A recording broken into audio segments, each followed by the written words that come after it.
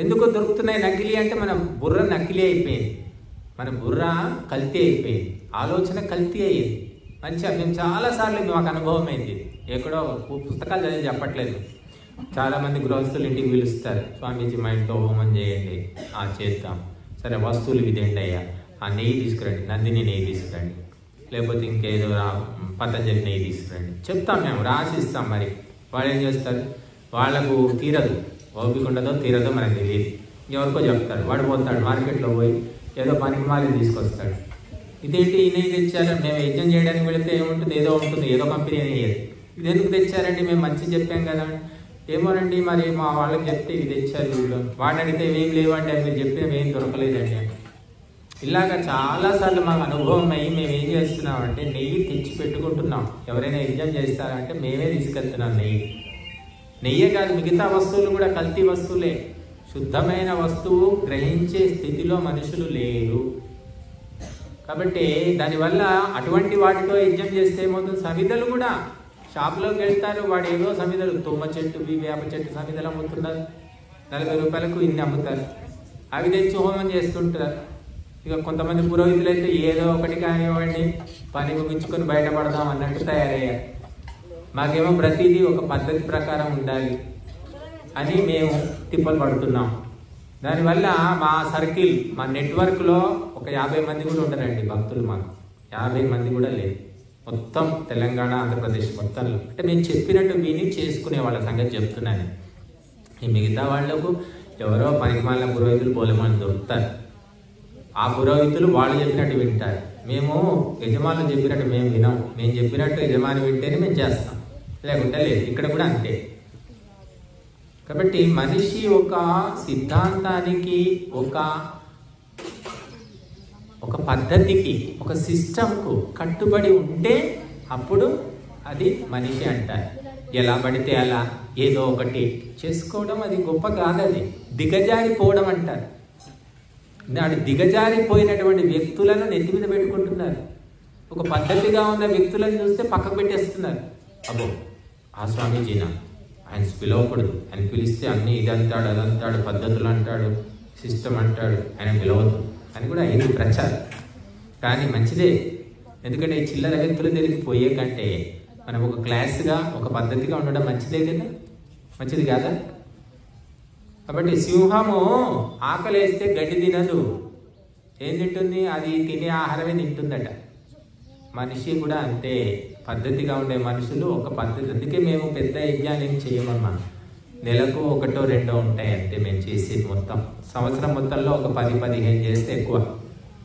ఎందుకంటే నేను చెప్పినట్టు వినేవాళ్ళు, ఇదే తీసుకురావాలి, పొద్దున 6ంటికి యజ్ఞం మొదలు అంటే పొద్దున 6ంటికి సిద్ధమై ఉంటారు వాళ్ళు. ఇక్కడ మేము సిద్ధంగానే ఉన్నా ఎవరు రావటం లేదు సమయానికి. కాబట్టి మనుషులు సహకరించాలి, ధర్మం ఏదో తెలుసుకొని ధర్మానికి సహకరించాలి. అధర్మానికి సహకరిస్తున్నారు పోయి. పురోహితుడు మేము ఎంత 100 రూపాయలు యజ్ఞం చేస్తామండి, 200లో చేస్తాం, 500లో యజ్ఞం చేస్తామనే వాళ్ళు 3 మంది ఉన్నారు. మీరు చాలా మంచి పురోహితుడు 500 రూపాయలు హోమం చేసేస్తాడు. మరి నీ కూతురును ఎన్ని లక్షలు పెట్టి చదివిస్తున్నావు, నీ కూతురు పెళ్ళి అయితే ఎన్ని లక్షలు పోస్తున్నావు, వాటికి మాత్రం లక్షలు కావాలి. యజ్ఞానికి మాత్రం చౌకలో ఎంత తక్కువలో చేస్తామో అంత. ఒక ప్యాకెట్ కొనుక్కొచ్చి 40 రూపాయల ప్యాకెట్ కొనుక్కొచ్చి హోమం చేస్తే అయిపోతుంది.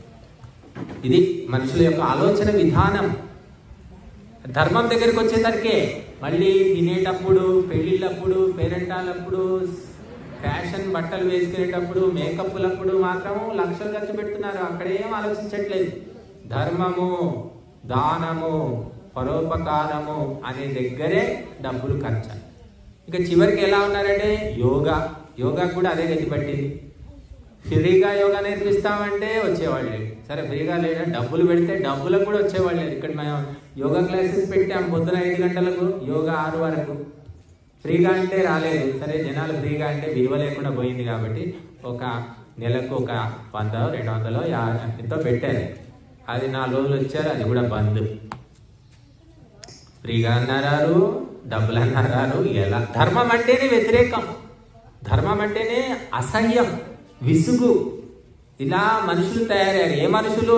ముస్లింలు కాదన్నమాట తయారైంది, క్రైస్తవులు కాదు, హిందువులే తయారైంది. వాళ్ళంతా సిస్టమేటిక్గానే ఉన్నారు. వాళ్ళు ఊరికే మన పొద్దున్న లేస్తే వాళ్ళ ఇంటికి పోసుకుంటారు. కానీ వాళ్ళు వాళ్ళ పుస్తకంలో ఏం చెప్పారో అది ఫాలో అవుతున్నారు. మన పుస్తకాల్లో ఏం చెప్పారో మేము చెబితే వినేవాళ్ళే లేదు.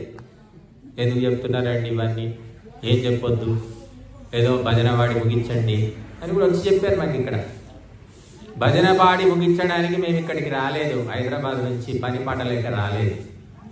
4 మంచి మాటలు చెప్పి 100 మందిలో 4 మారినా 2 మారినా చాలు, ఒక్కడు పాస్ అయినా చాలు. మాకు స్కూల్ మొత్తంలో ఒక్కడు ఫస్ట్ ర్యాంక్ వస్తాడు. 100 మంది రాదు, 1000 మంది స్టూడెంట్స్లో ఒక్కడే ర్యాంక్ ఒక్కరికే కదా బేబీ. క్లాస్ అంటే చాలా మందికి ఉంటుంది, ఫస్ట్ క్లాస్ చాలా మందికి ఉంటుంది, ఫస్ట్ ర్యాంక్ మాత్రం ఒక్కరికే ఉంటుంది. కాబట్టి మనుషులు ధర్మం అనే దగ్గర చాలా సోమరిపోతులు అయిపోయారు. చేశారు, అయిపోయారంటే అలా కాలేదు. మనుషులు ఎవరు చేశారు? పురోహితులు, గురువులు, స్వాములు, వీళ్ళే చేశారు. కూర్చోబెట్టాలి, కూర్చో, ప్యాంట్ షర్ట్ మీద కూర్చోబెడుతున్నారు, జీన్ ప్యాంట్ల మీద కూర్చోబెడుతున్నారు. ఇంకా ఆడవాళ్ళు కూడా ఫ్రాక్లు వేసుకొని వస్తున్నారు, మిడ్డీలు వేసుకొని వస్తున్నారు. ఎలా వచ్చినా సరే కూర్చోండి, మాకు ఇచ్చేయండి చాలు, మా జోబులో పడితే చాలు. చెప్పేవాడే లేడు, చెప్పితేనే పాపము అన్నట్టు అయిపోయింది. హిందువుల వ్యవస్థనే, ఎవరి వ్యవస్థ అట్లా కాలేదు. మీరు మసీద్ దగ్గర పోయి కూర్చొని చూడండి, ప్రతి ఒక్కడు టోపీ పెట్టుకుంటాడు, కుర్తా పైజామా వేసుకొని నమాజులు చేస్తుంటాడు. ఎవడో ఒకడు ఉంటాడేమో జీన్ ప్యాంట్ల మీద వచ్చి, నాకైతే కనబడలేదు ఎప్పుడు, మరి మీకేమైనా కనబడితే చూడండి. క్రైస్తవులు కూడా వస్తున్నారు. 8 గంటే మొదలు పెట్టుంటారు ఇక్కడ ప్రార్థన. మనం 8 అంటే 9కి వస్తాం, 9 అంటే 10, 11. కాబట్టి భయభక్తులు లేకపోవడము చాలా భయంకరమైన పరిస్థితి.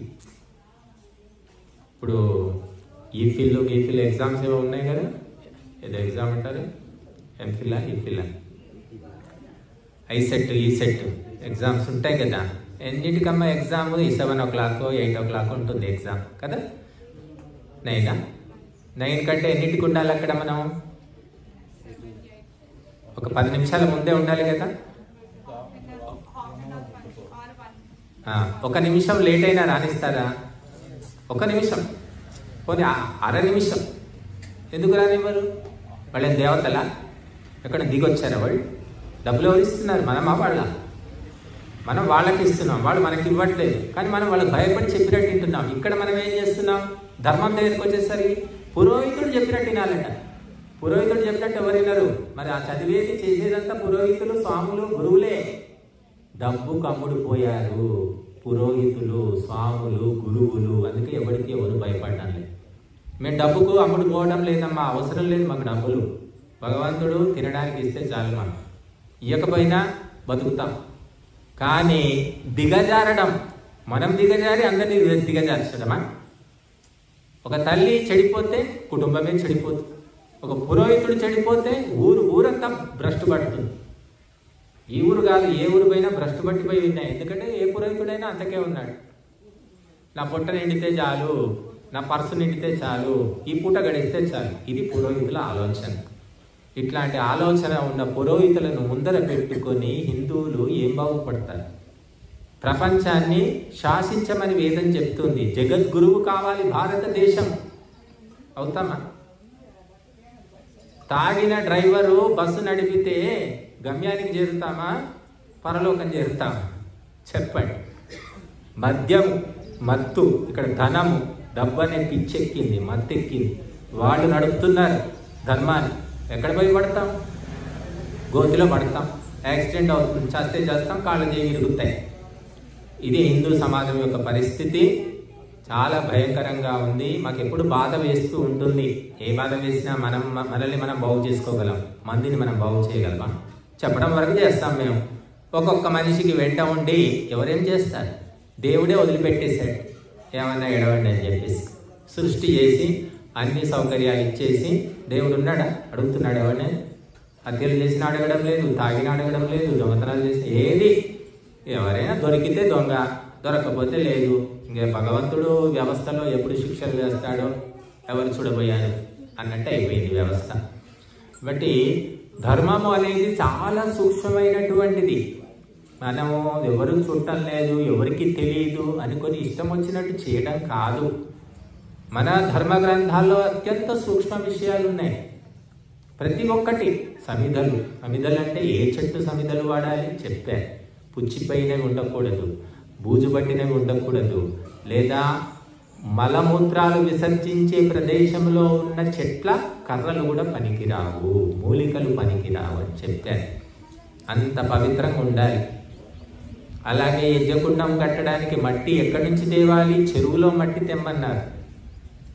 ఎక్కడ పడితే అక్కడ పనికిరాదు, పవిత్రమైన ప్రదేశం నుంచి. చెరువులో మట్టి అంటే పవిత్రమైన ప్రదేశం. ఆవు పాలంటే దూడ తాగగా మిగిలినటువంటి ఆవు పాలు, ఆ పాలను మనం తోడు పెట్టి మిగిలినటువంటి ఆ వెన్న తీసి ఆ నెయ్యితోటి హోమం చేయాలి. దూడకు పాలు ఇవ్వకుండా దాన్ని మాడబెట్టి పాలు పితుక్కొని ఇంజక్షన్లు ఇచ్చి ఆ పాలతోటి తయారైన నెయ్యితోటి హోమం చేస్తే పుణ్యం రాదు, పాపమే వస్తుందని చెప్పారు. కాబట్టి ధర్మము అత్యంత సూక్ష్మంగా ఉంటుంది. చెట్టు కూడా సమిధల కోసం చెట్టు కొట్టడం అంటే ఏంటి? చెట్టు మొత్తం నరికేయడం కాదు. చెట్టు మొత్తం నరకడానికి వీల్లేదు. ఒక కొమ్మ కొట్టేసుకో, అది కూడా ఎండిపోయిన కొమ్మ. రాలిపోయిన పుల్లలు అయితే మరి మంచిదని చెప్పారు. ఒక్కోసారి చెట్టు ఎండిపోతుంది, ఎండిపోయిన చెట్టు ఉంటే కొట్టేసుకో మొత్తం. కానీ పచ్చి చెట్టు కొట్టాలంటే చెట్టు కొట్టడానికి వీల్లేదు, ఒక కొమ్మ నరికేసుకోను. చెట్లే దానికి పారేస్తున్నారు. అడవులన్నీ నాశనం, మాయం. ఎందుకంటే రియల్ ఎస్టేట్ ఎవడు కొంటున్నాడు, ఎవడు ఉంటున్నాడు, ఎవడు బతుకుతున్నాడు దేవుడికే తెలుసు. ఎవరు బతుకుతున్నారు? కాస్త కూస్త చదువుకుంటే చెలో అమెరికా, చెలో లండన్. నాకు తెలిసినైతే మాత్రం ఎంతమంది కుటుంబాలు మాకు తెలిసి ఎవరింట్లో పిల్లలు ఇక్కడ లేరు, అందరూ ఎక్కడో విదేశాల్లో ఉన్నారు. మరి ఎందుకు ఈ ల్యాండ్స్ అన్నీ ఎందుకు కొంటున్నారు? ఎకరాలు ఈ రేట్లు ఎందుకు పెరుగుతున్నాయి? నాశనానికి. వాడు ఉంటాడా? ఉండడు, సావడు. హైదరాబాద్లో ఒక ఇల్లు ఉంటుంది, అంకాపూర్లో ఒకటి ఉంటుంది, మళ్ళీ నిజామాబాద్లో ఒకటి ఉంటుంది, ఆర్మూర్లో ఒకటి ఉంటుంది, ఇంకా అమెరికాలో ఒకటి ఉంటుంది. 5 ఏళ్లలో ఉంటాడు వాడు. ఉన్నది ఒకటే శరీరం, 2 కాళ్ళు. ఆశ, దురాశ, అత్యాశ. కాబట్టి ఇవన్నిటికీ కారణం ఒకటే, వేద శాస్త్రాలు చెప్పిన విషయాలు తెలియకపోవడము, బుద్ధికి బూజు పట్టడం. ఆ బూజు వదిలితే, సక్రమంగా ఆలోచిస్తే అప్పుడు మనం మనుషులుగా జీవిస్తాం. బూజు పట్టడం వల్ల ఏమైపోయింది అంటే ఆలోచన విధానం వంకర టింకరగా మారిపోయింది. ఏదేదో ఆలోచిస్తూ ఉన్నారు. సరే ఊరంతా ఒకవైపు, ఇంట్లో భార్యాభర్త ఇద్దరు ఒకటి అని ఒకప్పుడు అనుకునేవాళ్ళు. ఇప్పుడు భార్యాభర్త కూడా ఒకటి కాదు. భర్త బ్యాంక్ అకౌంట్ వేరే, భార్య బ్యాంక్ అకౌంట్ వేరే. ఎవరి వాళ్ళకి అకౌంట్లు ఉన్నాయి. ఎందుకంటే కాలం అట్లా వచ్చింది, మరి దాపురించింది. భర్తనే దేవుడు, పతియే ప్రత్యక్ష దైవం అని భజన చేస్తే వాడు ఏం చేస్తాడో తెలియదు. ఆ డబ్బులని నాశనం చేస్తే ఈమె వీధిన పడాలి. అందుకని ఆయన నమ్ముకుంటే నేను బాగుపడేది కష్టమమ్మా, ఈ 10 ఏళ్ల కాపురంలో నాకు అర్థమైంది, నాదేదో నేను తీసి పెట్టుకుంటా అని తెలివిగా ఆలోచిస్తున్నారు కొందరు మహిళలు. అది మంచిగా అనుకోవాలి. మరి ఏం చేస్తాం? తాగుతాడో, పేకటాడుతాడో, లేదా వ్యాపారం అని చెప్పి అందులో గుమ్మరిస్తాడో, ఏం చేస్తాడో తెలియదు భర్త. కొంతమంది ఆడవాళ్ళు కూడా ముబ్బడిగా ఖర్చు పెట్టేవాళ్ళు ఉండొచ్చు, కానీ తక్కువే. కాబట్టి పరిస్థితులు ఎందుకు ఇలా వస్తున్నాయంటే ధర్మానికి మనం ఎంత దూరం అయిపోతున్నామో పరిస్థితులు కూడా విపరీతంగా మారిపోతాయట. వేదం చెప్తుంది మనకు, మధువాతారుతాయతే మధుక్షరంతి సింధవః మాధ్వీనా సంతోషధీః.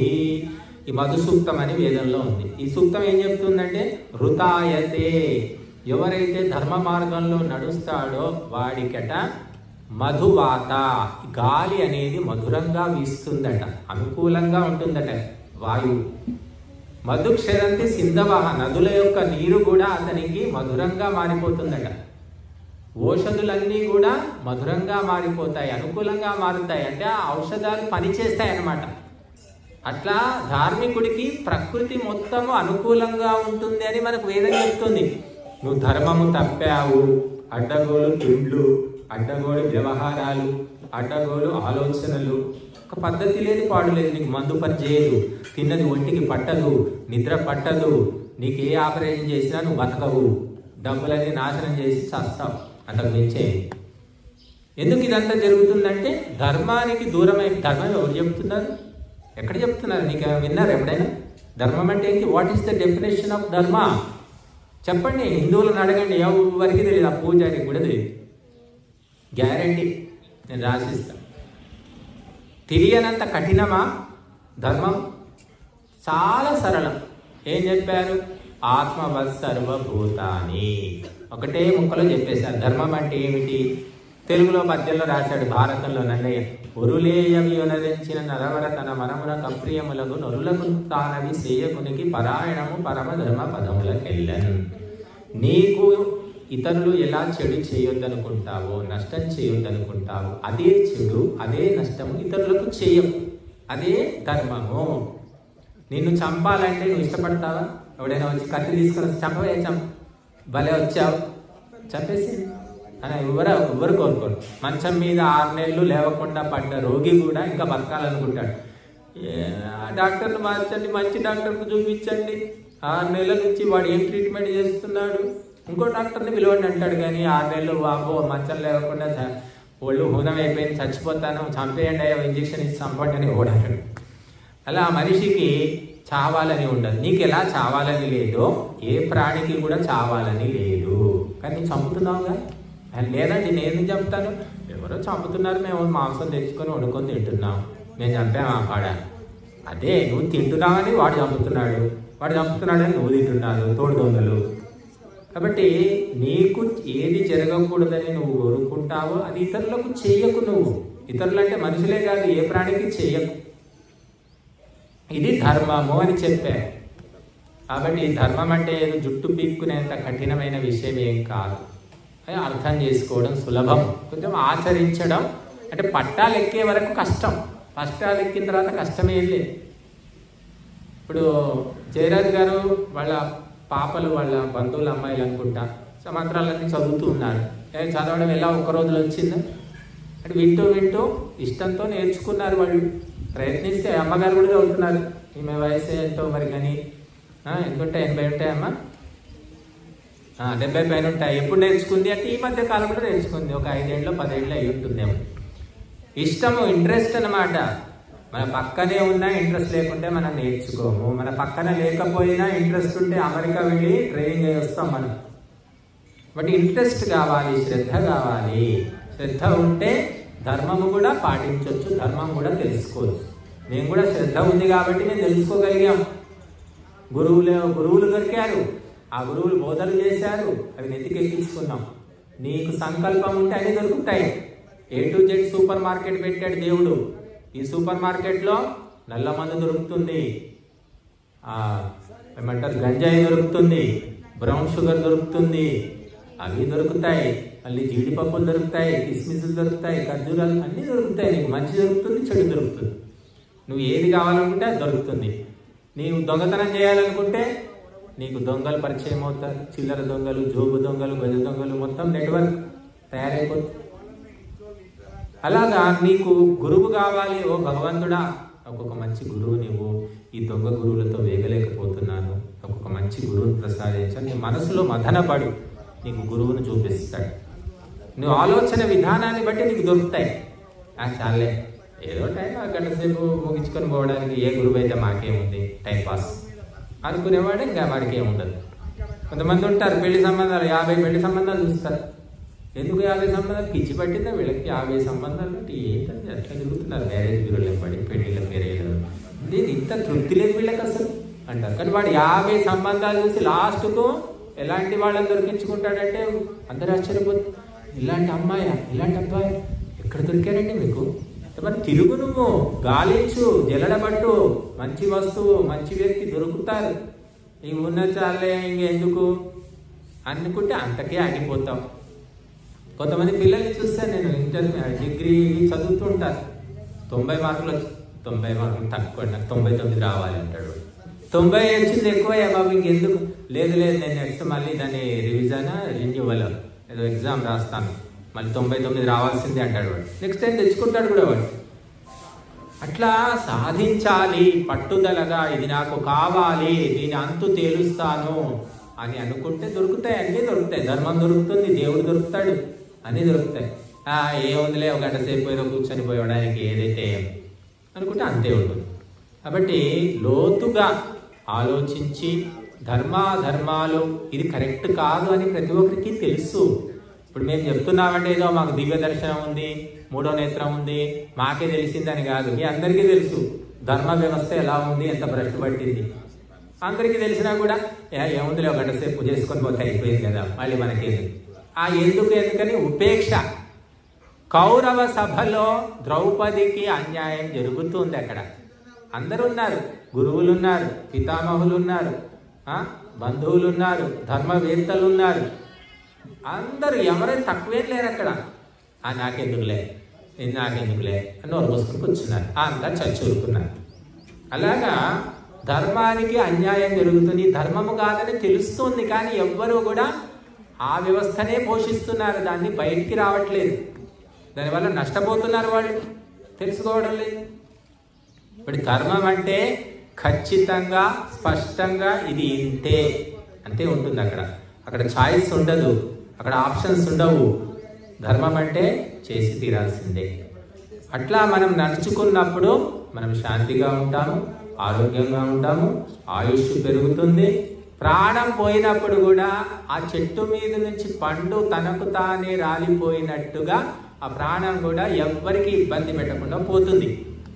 ఇప్పుడు ప్రాణం పోవాలంటే కొట్టుమిట్ట ఆడాలి వాడు, ఈ హాస్పిటల్ ఆ హాస్పిటల్ తీసుకుపోండి అన్న. అంకాపూర్లో కుదరదు, ఆర్మూర్ కుదరదు, హైదరాబాద్ కుదరదు, ఢిల్లీ, ఇవన్నీ తిప్పి పిచ్చి పరీక్షలను చేయించి ఉన్న 50 లక్షలు ఆ 3 ఎకరాలు 10 ఎకరాలు అందులో సగం పూర్తయ్యాక ఆరతి కర్పూరంలాగా అయిపోయాక వాడు చస్తాడు. చచ్చే లోపల వీళ్ళ మనసులో కూడా వీడు చస్తే బాగుడు అని రోజుకు 100 సార్లు అనుకోవాల్సి వస్తుంది. అనుకున్నాకనే వాడు చస్తాడు అన్నమాట. అయ్యో చచ్చిపోయాడే అని బాధపడే పరిస్థితి ఏం లేదు. ఇప్పుడు చచ్చింది నేను పీడమైంది, దరిద్రుడు, హాస్పిటల్ చుట్టూ తిరిగి మేము సగం పేషెంట్లమయ్యా అని తిట్టుకుంటున్నారు. ఎందుకంటే ఇది అధర్మము. మనం బతుకున్నప్పుడు ఏంటి, అన్నం పెట్టామా, దానం చేసామా, సేవ చేసామా, ఏం చేసాం? మనం ఏం చేసాం? నీ పొటకు నువ్వు చేసుకున్నావు, నీ కుటుంబానికి నువ్వు చేసుకున్నావు. కుటుంబానికి చేసుకుంటే గొప్ప అని ఎక్కడ చెప్పట్లేదు. మీరు ఎంతగా చేయండి, మీ కుటుంబంలో తృప్తి ఉండదు. పిల్లలు తిడతారు, అల్లుళ్ళు తిడతారు, కొడలు తిడుతున్నారు, అందరూ తిడతారు. ఎవ్వరు మెచ్చుకొని కిరీటం పెట్టారు. మీరు కోట్ల రూపాయలు ఇవ్వండి, 100 ఎకరాలు ఇచ్చినా కూడా తృప్తి లేదు. అందుకోసం ఏం చెప్పారు? ధర్మాన్ని ఆచరించుకో, నువ్వు ధర్మ కార్యాలు చెయ్యి. నీకు సంబంధం లేని వ్యక్తులు, నీ కులం కాని వాళ్ళు, నీ రక్తం కాని వాళ్ళు, నీ ఊరు కాని వాళ్ళు, నీకు ఏ సంబంధం లేని వ్యక్తులకు సేవ చేయి. ఆశ్రమానికి వెళ్తావా, అనాథ శరణాలయానికి పోతావా, లేకపోతే వృద్ధాశ్రమాలు, ఎక్కడో వెళ్ళి సేవ చేయి, డబ్బులు దానం చేయి, వస్తువులు కొనివ్వు. సంబంధం ఉండకూడదు. అది అసలైన పుణ్యం అంట. నీ వాళ్ళకు నువ్వు చేసుకునేది గొప్ప కాదు. చేయకుంటే తిడతారు, చేస్తే కూడా ఇంకా పక్క వాళ్ళతో పోల్చి తిడతారు. ఏమంటున్నావు, నువ్వేం చేసావు, 30 లక్షల కారు కొన్నావు అని చూడు, 70 లక్షల కారు, 1 కోటి రూపాయల కారు కొన్నాడు అంటాడు వాడు. ఎంత కొన్నా ఎంత ఇచ్చినా తృప్తి ఉండదు. కాబట్టి మనమందరం కూడా ధర్మాన్ని తెలుసుకొని ఆచరిస్తేనే మన జీవితానికి మరి సుఖము, శాంతి, ఆయుష్, ఆరోగ్యము. కాబట్టి అందరూ కూడా మేము ఈ నవరాత్రులకు ఈ కార్యక్రమం ఎందుకు అంటే, రోజు మేము చేస్తూనే ఉంటాము దైనిక యజ్ఞం ఇక్కడ. కానీ ప్రజలందరూ కూడా పాల్గొని ఇందులో వారు యజ్ఞ మహత్వాన్ని తెలుసుకోవాలి, ధర్మ మహత్వాన్ని తెలుసుకోవాలనే కోరికతో ఇక్కడ మనం ఈ కార్యక్రమం ఏర్పాటు చేసుకున్నాం. కాబట్టి మీరు మీ బంధుమిత్రులు ఇతరులకు కూడా తెలియజేయండి, అందరూ పాల్గొనండి, తెలుసుకోండి. తెలుసుకున్న కొద్దీ మనము ధర్మానికి అనుకూలంగా మారుతాం. తెలియనప్పుడు అధర్మాన్ని ఆచరిస్తాం. కాబట్టి చిన్న పిల్లవాడు ఉంటాడు, తెలియనప్పుడు ఏం చేస్తాడు, పాకుతా ఉంటాడు, అన్ని పీకుతా ఉంటాడు, పగలగొడతా ఉంటాడు. అందరికీ తెలుసు. తెలిసిన తర్వాత పగలగొడతాడు వాడు. 2 ఏళ్ల పిల్లవాడు చేసే పాడు పనులు 10 ఏళ్ల పిల్లవాడు చేయడు, 10 ఏళ్ల పిల్లవాడు చేసేది 20 ఏళ్ల వాడు చేయడు. చేశాడు అంటే వాడికి బుద్ధి లేదని మనం అంటాం, మూర్ఖుడు అంటాం. కాబట్టి తెలుసుకున్న కొద్దీ మనిషిలో మార్పు వస్తుంది. ధర్మం విషయంలో కూడా మనకి ఎంతెంత తెలుస్తుందో మనం కూడా ధర్మానికి అనుకూలంగా మారుతాము. అలాగే ధర్మాన్ని ఆచరిస్తాం. ఆచరించినప్పుడు మనకు సుఖశాంతులు కలుగుతాయి. చాలామంది ఇప్పుడు సీతారాములు మనకు ఆదర్శం. సీతారాములు లేకుంటే భారతదేశమే లేదు. అటువంటి సీతారాముల జీవితం అంతా ధర్మాచరణమే ఉంది, అక్కడ ఏమీ లేదు. ఎంతమందికి తెలుసు రామాయణం? ఏదో మొక్కుతారు, వస్తున్నారు చాలామంది. గుడికి పోవాలి, ఈరోజు శనివారం గుడికి పోవాలి, మొక్కడం రావడం. రాముడు ఎవరు? ఆయన జీవితం ఏమిటి? ధర్మానికి ఆయనకు సంబంధం ఏంటి? రాముడు సాక్షాత్ ధర్మస్వరూపుడు ఎలాగయ్యాడు ఏమిటి అనేది ఎవరికీ తెలియదు. సీతమ్మ మరి మా దేవత అయ్యింది, సాధ్వీమణి, పతివ్రత, శిరోమణి. ఎందుకు అయ్యింది? ఆమె కథలోని, ఆమె చరిత్రలోని గొప్పతనం ఏమిటి ఎంతమందికి తెలుసు? కాబట్టి ఇవన్నీ తెలియకపోవడానికి కారణం కూడా సమాజంలో ఉన్నటువంటి పెద్దలు, పండితులు, పురోహితులే. వాళ్ళు చెప్పాలి. చెప్తూ ఉంటేనే మనిషికి తెలుస్తుంది. మాకు మా గురువులు చెప్తే మాకు తెలిసింది, గురువులు చెప్పిన పుస్తకాలు చదివితే తెలిసింది. పుస్తకం చదవకుండా, గురువులు చెప్పకుండా ఎవరికి వాళ్ళకి ఎలా తెలుస్తుంది? ఎవరికి వాళ్ళకి తెలియాలంటే పోయి అడవిలో తపస్సు చేయాలి. ఇంకా కళ్ళు మూసుకొని కూర్చుంటే ఏమైనా తెలిస్తే తెలియవచ్చు, అన్నీ వదులుకొని. కాబట్టి మనము మన సంతానం, మేము ఇంకోటి అనుకున్నాం, ఈ దసరా సెలవులు కాబట్టి సెలవుల్లో పిల్లలంతా ఇంటి దగ్గర ఉంటారు కదా, పిల్లలు కూడా వస్తారు కదా, వాళ్ళకు కూడా కొంత విషయాలు తెలుస్తాయి అని అనుకున్నాం. ఎవరు కూడా పిల్లలు పెద్దగా ఏం తీసుకురావట్లేదు. కాబట్టి ఒకప్పుడు తల్లిదండ్రులు చెప్పినట్టు పిల్లలు వినేవాళ్ళు, ఇప్పుడు పిల్లలు చెప్పినట్టు తల్లిదండ్రులు వింటున్నారు. కలియుగం అంటారు దీన్నే. కాబట్టి అలా విని ఎవరు బాగుపడరు. ఎందుకంటే పేషెంట్ చెప్పినట్టు డాక్టర్ మందులు ఇవ్వడు, డాక్టర్ మందులు ఇచ్చినట్టు పేషెంట్ తీసుకోవాలి నోరు పోసుకొని, అప్పుడే ఆ రోగం తగ్గుతుంది. కానీ ఇప్పుడు ఉల్టా గంగా బహరా హై అంటే గంగ పైనుంచి కిందికి పారది, ఇప్పుడు కింది నుంచి పైకి పోతుంది, ఉల్టా గంగా అంటాం. కాబట్టి ఇది వినాశనానికి చిహ్నం. కాబట్టి దీన్ని మార్చడం మన చేతుల్లోనే ఉంది. ఎవరో కుట్రలు చేయడం లేదు, పక్క దేశం వాళ్ళేమి ఈ మన దేశాన్ని నాశనం చేయట్లేదు. మనమే స్వయంకృతం అన్నమాట. నిర్లక్ష్యము, తెలియకపోవడం, ధర్మం గురించి తెలియనప్పుడు ఏదైతే ఉంది అనుకుంటున్నాను. కాబట్టి నేను పేపర్లో చూశాను, కేకులు, పేస్ట్రీలు, పిజ్జాలు, బర్గర్లు, ఇంకేవేవో చెత్త. ఆ చెత్త అంతా తింటేనంటే క్యాన్సర్ వస్తుందట, రెక్టమ్ క్యాన్సర్ అంటున్నారు. ఎందుకంటే అవి తయారు చేసి నిల్వ ఉండడానికి ప్రిజర్వేటివ్స్ కలుపుతారు, కెమికల్స్ కలుపుతారు. అదే పనిగా తింటూ పోతే రెక్టమ్ క్యాన్సర్ అంటే మలద్వారంలో క్యాన్సర్ వస్తుంది. చూడండి, మరి మనం గారెలు, బూరెలు తింటే ఏమైనా క్యాన్సర్ వస్తుందని ఎక్కడైనా రిపోర్ట్స్ వచ్చాయా చెప్పండి? ఇప్పటికి కూడా గారెలు తింటున్నారు, బూరెలు ఓపుకున్న వాళ్ళు చేసుకొని తింటారు. గారెలు, బూరెలా, లడ్డులా, చిచ్చి అది ఓల్డ్ ఫ్యాషన్. మాకు వద్దు, మాకు కేకులు కావాలి, మాకు పేస్ట్రీలు కావాలి, బర్గర్ కావాలి, స్విగ్గీ, జొమాటో, ఒక ఫోన్ కొట్టేసి వచ్చేసి. ఇప్పుడు మధ్యలో వాడు ఎంగిల్ చేసి తిని కూడా అందులో పెట్టేస్తున్నట్ట. ఎందుకంటే వాడికి ఆకలిస్తే ఏం చేస్తాడు, వాడికి డ్యూటీలు చేసి విసిగెత్తిపోయి మధ్యలో సగం తినేసో లేదా ఎంతో కొంత తినేసి వాడు తెచ్చిస్తున్నాడు, ఎంగిల్ తినేస్తున్నారు. ఇలాగా మనుషులు వండుకోవడమే ఓపిక లేదు ఇప్పుడు. ఇక ఈ మాటలని ఎవడు వింటాడు, ఎవడికి అవసరం ఈ సోదంతా అన్నట్టు అయ్యింది. కాకపోతే ఎవరికి అవసరం ఉన్నా లేకపోయినా మాకైతే అవసరము, మా డ్యూటీ అది. కాబట్టి నేను చెప్పక తప్పదు. కాబట్టి తెలుసుకొని మనము మన జీవితాలను చక్కదిద్దుకోవాలి. పిల్లలకు సంస్కృతి, సభ్యత, సంప్రదాయము, పరంపర, ఆచారం అని నేర్పాలి. వారసత్వం అంటే ఏమిటి? ఆస్తులన్నీ మూటగట్టి అప్పచెప్పడం కాదు. మంచి నీతి, నియమము, పద్ధతి ఇవి కూడా పిల్లలకు అందించవలసిన బాధ్యత తల్లిదండ్రుల మీద ఉంది. ఊరికే మేము మా పిల్లలు కొని పెట్టామండి, అమ్మాయి పెళ్లి కోసం 50 తులాల బంగారం చేసి పెట్టామండి, అక్కడ ఒక ఫామ్ హౌస్ ఉందండి, ఇక్కడ హైదరాబాద్లో ఒక ఫ్లాట్ కొని పెట్టాము, అమ్మాయి పెట్టుకున్నది ఒకటే, దానికి ఎన్నో చేసి పెడుతున్నారు. మరి దానికి ఏమైనా పద్ధతి పాడు నేర్పావా? అత్తగారింటికి పోతే ఎట్లా ఉండాలో, భర్తతో ఎట్లా మెలగాలి ఏమంటే లేదండి, అవి ఏం లేదు. చదువుకుంది, ఎంబెడ్ చదివింది, ఎంఎస్సీ చేసింది, చెప్తారు. పెళ్ళి వేసేస్తారు, ₹1 కోటి పెట్టి పెళ్లి చేస్తే 3 రోజులకి మళ్ళీ ఇంటికి వచ్చేసి. అటువంటి పెంపకాలు అయిపోయినాయి. తమ పెంపకం ఎంత మంచిగా ఉందనేది పెళ్ళయ్యాకే బయటపడుతుంది. కాబట్టి పిల్లల్ని ఎలా పెంచాలో అనేది తెలియడం మర్చిపోయారు. ఆ సంప్రదాయమే పోయింది. ఆడపిల్లను ఆడపిల్లగా పెంచట్లేదు, మగపిల్లలేమో పూర్తిగా కోతులు, కొండముచ్చులు, లేకపోతే గంప కింద కోడి పిల్లలు. 2 రకాల వ్యక్తులే చూస్తున్నాం మేము. కొంతమంది మగపిల్లలు 2 రకాలు. ఒక రకం ఏంటంటే అమ్మ నాన్న చెప్పినట్టు వినడు, వాడి ఇష్టం వచ్చింది చేసుకుంటూ ఉంటాడు, వాడిని ఎవరు కంట్రోల్లో పెట్టలేరు. ఆ టైప్ ఒకటి. 2వ టైప్ ఏంటంటే అమ్మ నాన్న చెప్పినట్టే ఉంటాడు, వాడు గంప కింద కోడి పిల్లలాగా కూర్చోంటే కూర్చుంటాడు, లేమంటే లేదు. ఈ 2 టైప్లే మాకు కనబడుతున్నారు. కానీ వ్యక్తిత్వంతో, వాడు మరి ధర్మంతో వ్యవహరించే వ్యక్తులు మగపిల్లలు కనబడటం లేదు. ఇంకా ఆడపిల్లలు అయితే ఇంకా వాళ్ళ గురించి ఏం చెప్పాలో కూడా అర్థం కావట్లేదు. ఇటు ఆడపిల్లలు కాదు, ఇటు మగ పిల్లలు కాదు అన్నట్టు తయారైపోయినారు వాళ్ళు. కాబట్టి ఇదంతా కారణం ఏంటంటే పెంపకంలో లోపము, విద్యలో లోపము, సమాజంలో లోపము, వ్యవస్థలో లోపము, వ్యవహారంలో లోపము, అనేక లోపాలు అన్నమాట. కాబట్టి దాని యొక్క దుష్ఫలితాలు అందరూ అనుభవిస్తున్నారు.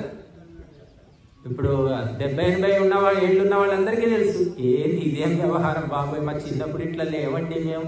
ఆమె చిన్నప్పుడు అంటే అప్పుడేం మీకు తెలియదు, మాకంతా తెలుసు, మేము చదువుకున్నాం, ఎంఎస్సి ఎంకామ్ ఇవన్నీ చేసాం, మీరేం చదువుకున్నారు, 5వ తరగతి కూడా చదువుకున్నారు లేదో అని వెక్కిరిస్తున్నారు.